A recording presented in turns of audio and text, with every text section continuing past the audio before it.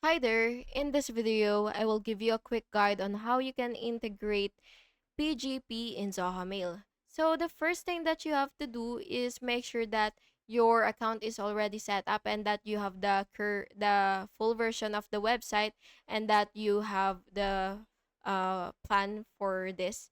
So once you're here, what you will have to do is go to your settings and then go ahead and search for PGP, and then you will click it.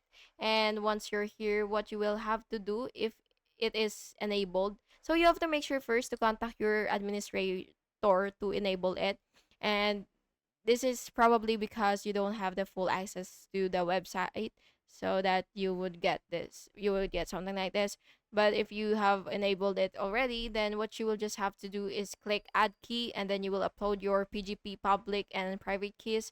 And then after that, you will just have to choose encrypt by default if desired, and then you will send a test email to verify that the encryption works correctly.